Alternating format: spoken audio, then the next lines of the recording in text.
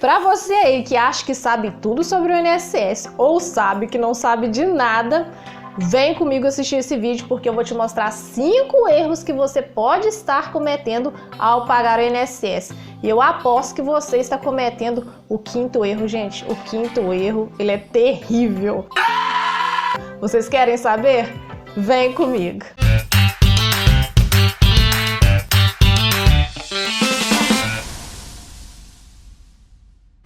Vem aqui, chega mais perto. Você quer se aposentar? Você quer entender essas regras complicadas do INSS de uma forma bem tranquila e bem divertida?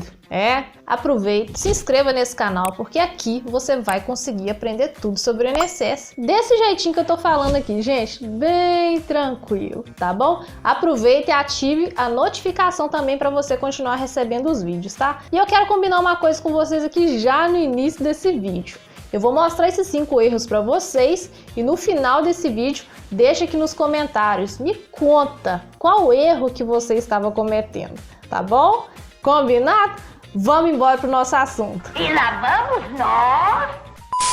E o nosso primeiro erro aqui, gente, é abrir um MEI somente para pagar o INSS. Exatamente, gente. Tem muita gente que abre uma empresa, no caso, o MEI, né, que é o microempreendedor individual, somente para pagar o INSS. E isso está errado. E eu vou te falar por quê, né? Claro. Tudo que eu faço está errado, tudo que eu faço está errado, tudo que eu faço está errado, tudo que eu penso está errado. O que acontece? Quando você abre uma empresa, independentemente do porte dessa empresa, você abre para quê? Para empreender, não é verdade? Não, boy, é um empresário, tá suave que marra, opa aí. Pois é. Então, se você abre o MEI e não faz nenhuma movimentação dentro dessa empresa, não tem nenhuma movimentação, né? Você vai ser autuado pela Receita Federal, gente. A Receita Federal fica de olho em todas as movimentações que a empresa faz. Agora, se você abre uma empresa, principalmente o MEI, que todo mundo acha que o MEI é uma brincadeira, e não é. É uma empresa e é séria, tá? É verdade. Quer dizer, às vezes não.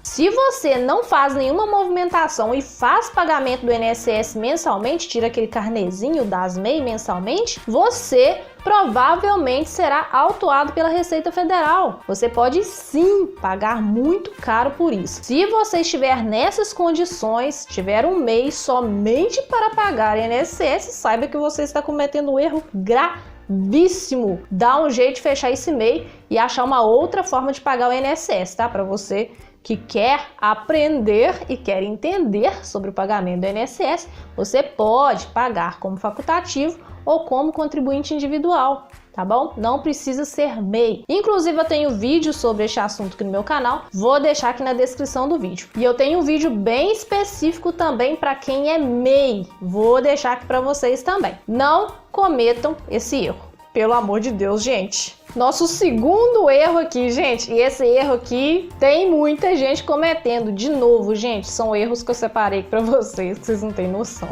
Esse aqui é o seguinte: pagar abaixo do salário mínimo e acima do teto previdenciário. Quando eu falo isso, gente, eu estou dizendo o quê?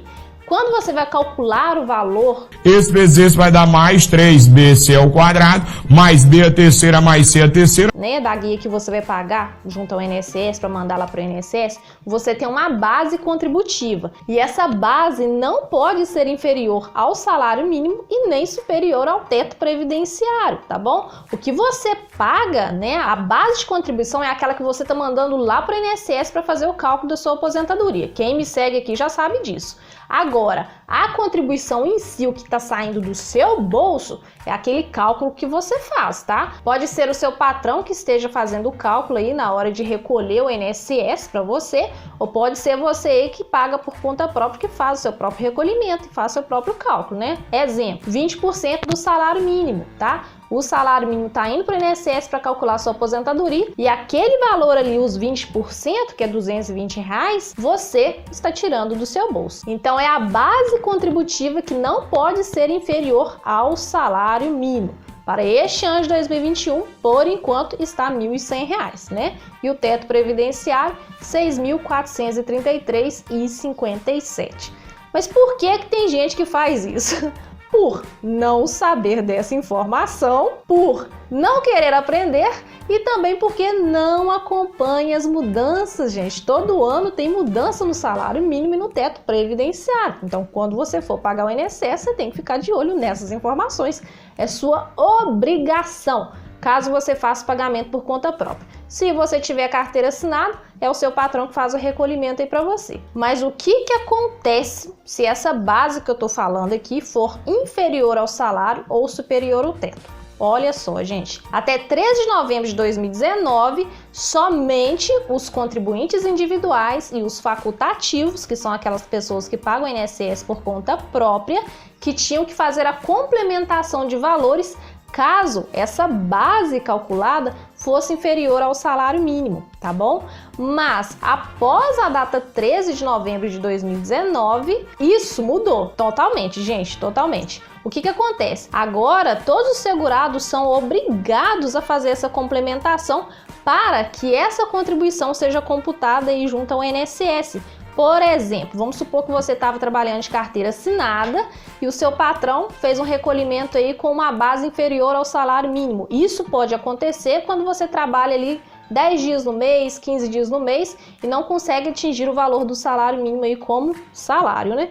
Então, a contribuição que vai lá para o INSS é em cima desse proporcional aí, desses dias que você trabalhou. Então, vamos supor que essa pessoa aqui, esse patrão, tenha feito um recolhimento aí com uma base de R$500, tá?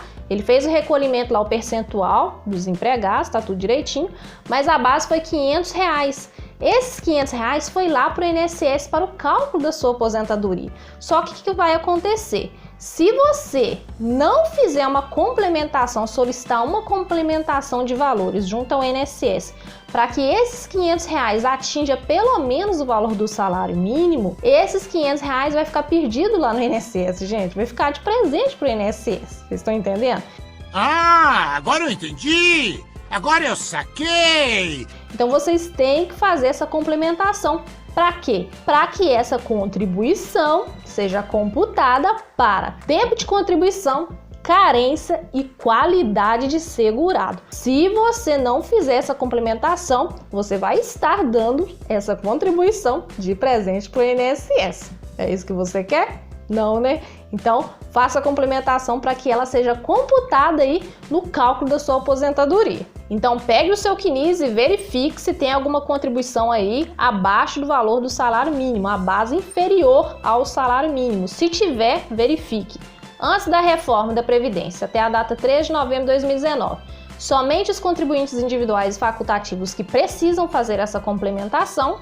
E após a data 13 de novembro de 2019, todos os segurados têm que fazer essa complementação. Se não, essa competência com valor abaixo do salário mínimo não será computada nem para tempo, nem para carência e nem para qualidade segurada.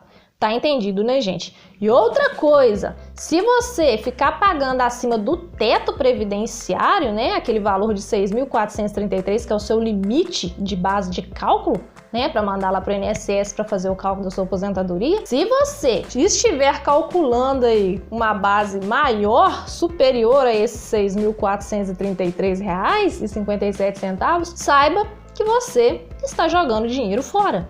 Exatamente, gente. Não paguem com uma base superior ao teto previdenciário. Fique de olho nisso também. Por quê? Porque quando você for se aposentar, a sua aposentadoria será limitada ao teto previdenciário. Não será maior que ele, né? Triste realidade, né, gente? Mas é isso. Eu não estou suportando mais. Então, não pague aí um valor acima do teto previdenciário, tá bom? Se você já tiver feito algum pagamento aí com uma base superior ao teto, né? Teto vigente, tá? Observe o ano, observe a competência que você está efetuando o pagamento. Se teve algum pagamento aí superior ao teto. Se teve esse tipo de pagamento ou se você está fazendo isso, já mude isso aí, não faça isso mais, faça a limitação direitinho. E aquelas que você já fez ultrapassando o teto previdenciário, solicite junto à Receita Federal uma restituição de valores. Dá um pouquinho de trabalho, não é fácil, mas pelo menos você vai recuperar o dinheiro que você acabou pagando a mais aí. Uau! E o nosso terceiro erro aqui, gente, esse erro aqui é o seguinte: não saber computar, calcular o seu período de graça. O quê? É o quê? O que é período de graça? Você não sabe não, né? Pois é, ó. Para você que não sabe, eu vou explicar. O período de graça, simplificando aí, é aquele momento em que você pode ficar tranquilo, não precisa pagar o INSS, Legal! Bem louco! Esquece de INSS. Exatamente, você tem esse período que se chama período de graça. E você continua assegurado pelo INSS da mesma forma. Olha que beleza, gente. Ah, Ana Paula, então eu não vou pagar o INSS mais, eu vou viver de período de graça. Eu não preciso pagar esse negócio, gente. Não, criatura, você tem que pagar o INSS sim. O período de graça, ele é um período limitado. Tem um limite, não é pro resto da vida não, tá?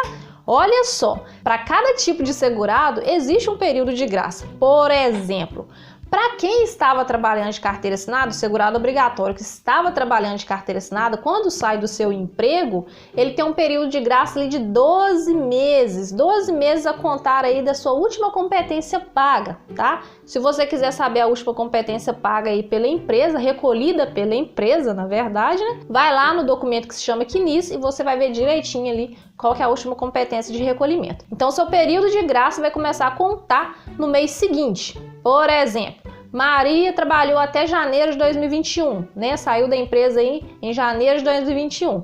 Então, seu período de graça vai começar a contar em fevereiro de 2021, tá? 12 meses. Façam as contas, gente, pela madrugada, hein? Ó, janeiro, fevereiro, março, abril, maio, junho, julho. Uma hora depois. Agosto, setembro, outubro, novembro, dezembro, janeiro de 2022. Ufa, consegui, Glória.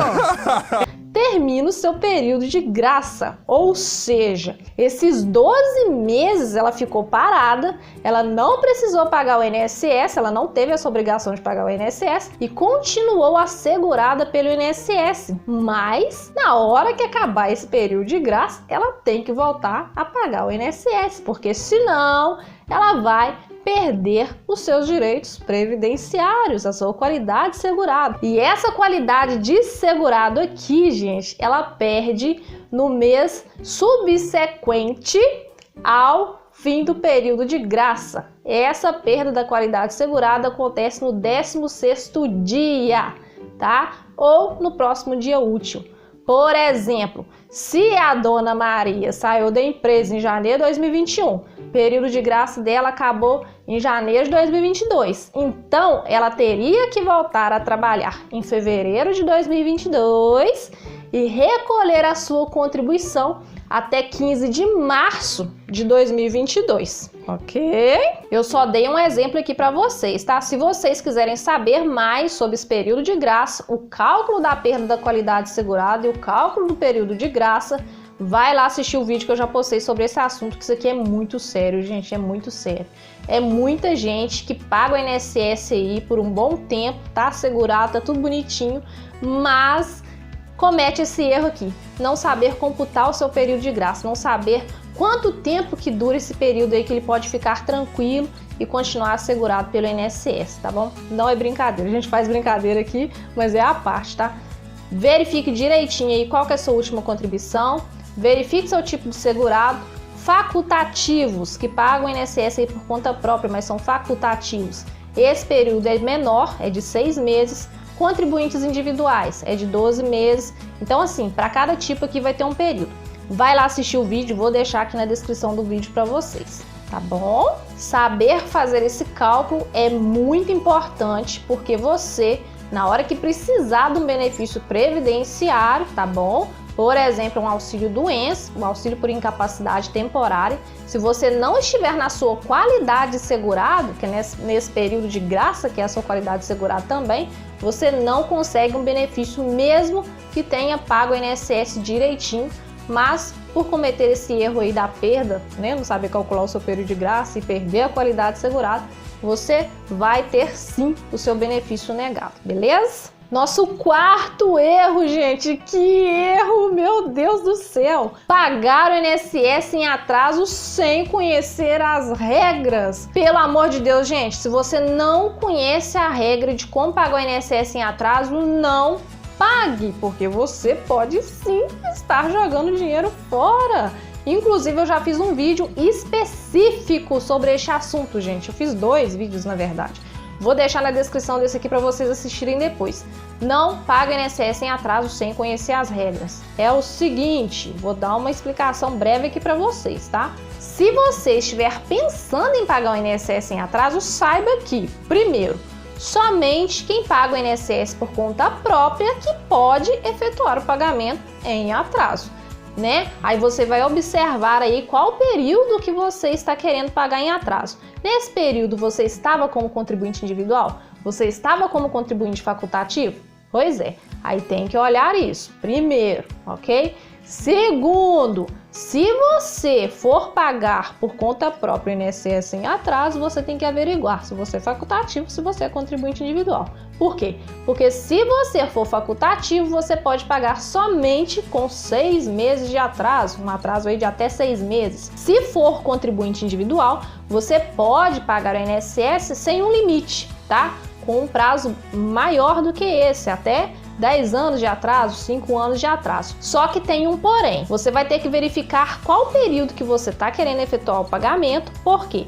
Porque até 5 anos de atraso você consegue fazer o pagamento sem comprovar. Mas após 5 anos de atraso, aí você já precisa comprovar qual atividade que você exercia como contribuinte individual. Ou seja, tem que verificar essas regras antes de fazer o pagamento, porque às vezes você vai fazer o pagamento e não consegue comprovar que naquela época você estava exercendo determinada profissão. Por exemplo, você era uma costureira, né? Você não consegue comprovar que você estava costurando naquela época. Então você não vai pagar INSS em atraso, não paga antes de fazer a comprovação. Pelo amor de Deus, gente.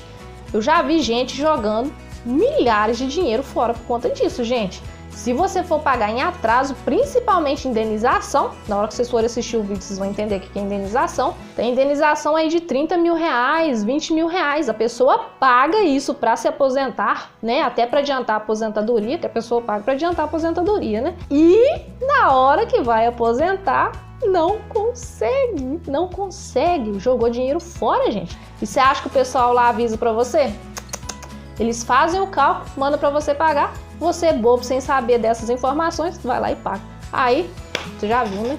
Por isso que você tem que conhecer as regras. Vai lá e assiste o vídeo, tá bom? Nosso quinto e último erro, só que não, tem mais erro, tá? Só que não vou falar tudo nesse vídeo aqui não, que eu vou ficar falando até amanhã aqui com vocês. Não se programar para sua aposentadoria. Eu aposto que esse erro aqui você tá cometendo, eu aposto. Gente, eu sempre tô falando aqui no meu canal sobre programação de aposentadoria. E se eu tiver que falar 1 milhão de vezes, eu vou falar. Se programe para sua aposentadoria. Isso tem que entrar na sua cabeça. Por quê? Olha só. Nós somos obrigados a pagar o INSS. Olha o raciocínio para vocês entenderem, gente. Nós somos obrigados a pagar o INSS, né? Os segurados obrigatórios, que são aquelas pessoas que são obrigadas a pagar o INSS, tem que pagar o INSS. Beleza, né? Tirando essas pessoas que são obrigatórias, né? Que são os contribuintes individuais, quem trabalha de carteira assinada, trabalhador avulso, os empregados domésticos e tudo mais. Tirando essas pessoas, nós temos os facultativos, que o próprio nome diz, são aquelas pessoas que não são obrigadas a pagar o INSS, né? E os segurados especiais, que são aqueles que trabalham na roça, né? Que trabalham em regime de economia familiar. Por mais que sejam segurados obrigatórios da Previdência Social, essas pessoas não fazem um recolhimento mensal do INSS, elas não precisam fazer esse recolhimento mensal. Só faz ali um recolhimento ali em cima dos seus produtos comercializados, ok? Só para explicar para vocês. Só que o que acontece? O INSS é um tributo, segurados obrigatórios, tem que efetuar o pagamento. Querendo ou não, gente, querendo ou não, você tem que pagar o INSS, não tem para onde correr. Se você trabalha de carteira assinada, vai descontar da sua folha de pagamento. Se você é contribuinte individual, você deve e tem que pagar o INSS, porque você pode sim ser autuado pela Receita Federal. E outra coisa aqui, olha o outro raciocínio. Tá, segurado obrigatório vai pagar direitinho, porque tem que pagar, então vai conseguir a aposentadoria de um jeito ou de outro, né? Beleza. Quem não tem a obrigação de pagar o INSS, que são os facultativos, né? Essas pessoas não são obrigadas a pagar o INSS, porque elas não possuem uma renda fixa, né, para estar efetuando o pagamento. Só que o que acontece? Se essas pessoas não efetuarem o pagamento do INSS, elas não participam de nenhum benefício previdenciário, gente. É como diz minha mãe, ou você fica esperto e paga o INSS da forma certa, ou você fica esperando um milagre acontecer. Mestre, eu preciso de um milagre. É isso, tá? Se você é obrigatório, você tem que pagar o INSS. Se você é facultativo, você tem que pagar do mesmo jeito, porque senão você não consegue nenhum benefício previdenciário. Esse é o meu raciocínio, tá, gente? Se eu tiver errado, vocês me corrigem. Mas, enfim. Então, se nós temos que pagar o INSS para conseguir algum benefício previdenciário, para conseguir uma aposentadoria, então nós temos que nos programar. Vocês não concordam comigo? Comecem a se programar desde já para sua aposentadoria. Vou explicar melhor. E como que vocês fazem para começar o seu próprio planejamento aí, se programando aí para sua aposentadoria? Primeira coisa, vocês vão estudar, né, gente? Vai abrir a cabeça e abre a mente. Começa a pensar como que funciona o INSS, dessa forma que eu expliquei para vocês aqui, tá? Porque se você botar na sua cabeça que você não vai se aposentar, que o INSS é difícil de entender, que não vale a pena pagar, que eu vou só investir, que não sei o que tem, vai colocar na sua cabeça o seguinte, uma hora ou outra você vai precisar do INSS, tá? Uma hora ou outra você vai querer se aposentar sim, então vamos nos programar de acordo com aquilo que eu expliquei para vocês aí, tirando essa parte aí que nós somos obrigados a pagar, tá bom? Mas enfim, o que vocês vão fazer? Estudem. Conheçam as regras das aposentadorias, que regra você pode participar. Você participa da regra de transição? Ok, não participa? Então participe de outro tipo de aposentadoria. Alíquota, qual que é a alíquota que é indicada para o seu caso? Você tem que saber exatamente qual que é a alíquota indicada para o seu caso. Cálculos, por mais que eu fale aqui de cálculos, gente, e vocês já estejam careca de saber como funciona o cálculo aí da aposentadoria, existe uma forma de você ficar mais esperto quanto à programação. É o seguinte, conheça os cálculos daquela aposentadoria que você tá ali, ó, de olho. Se você tá de olho na aposentadoria por idade, como é que funciona o cálculo da aposentadoria por idade? Dá uma olhada nesse cálculo, gente, porque se você entender esse cálculo, você mata a charada. Você vai ficar esperto, menino. Você vai conseguir a sua aposentadoria de acordo com o que você vem buscando. Se você busca uma aposentadoria de um salário mínimo, você vai agir de uma forma. Se você busca uma aposentadoria melhor, você vai agir de outra forma, tá? A depender aí em qual situação que você está hoje. A programação envolve saber como você se encontra hoje como segurado INSS, quantas contribuições você já tem, como está a sua vida contributiva até hoje. Mas o que? As suas condições de pagamento, quanto que você pode contribuir hoje, quais são as suas condições, suas necessidades futuras, quais são os seus sonhos, o que você vem buscando de aposentadoria. Então, gente, é isso que vocês têm que fazer. Analise tudo, senta, pega lá seu quinis, dá uma olhadinha de como que tá a situação daquele negócio, gente, que vive atrapalhado, tá? É difícil de entender. Vai lá, pega esse quinis, dá uma olhada, verifica sua situação e começa a estudar, começa a se planejar. E eu vou trazer mais vídeos sobre este assunto para vocês. Para quem tá querendo uma aposentadoria de um salário mínimo, eu já fiz um vídeo, gente, na verdade 3 vídeos sobre este assunto. Ficou assim, perfeito, tá? Porque você consegue se aposentar com salário mínimo sem jogar dinheiro fora, tá? Vai lá e assiste. E quem está buscando uma aposentadoria maior tem que seguir outro raciocínio, que é contribuir por mais tempo e com uma base maior. Eu vou trazer um vídeo específico sobre este tema para vocês, podem ficar tranquilos. E tem mais coisa errada? Tem, gente, claro que tem um monte de coisa errada aí que você deve estar cometendo e não sabe. E se você quiser ficar por dentro, é só ficar ligado nesse canal aqui, aproveita e se inscreva caso você ainda não esteja inscrito nesse canal, tá? E deixa o seu joinha. E eu vou te falar uma coisa, sabe aqueles grupos de WhatsApp que você fica fofocando lá? Pois é, Posta esse vídeo lá, compartilha com seus amigos que eu tenho certeza que algum desses erros eles podem sim estar cometendo. Imagina você ajudar uma pessoa aí, hoje ainda, hein? Que legal, né? Então, gente, é isso aí. Passa essa informação adiante aí para todos os seus familiares, tá bom? Eu agradeço muito por vocês terem ficado aqui até o final. Um grande abraço para vocês, fiquem com Deus. Tchau, tchau.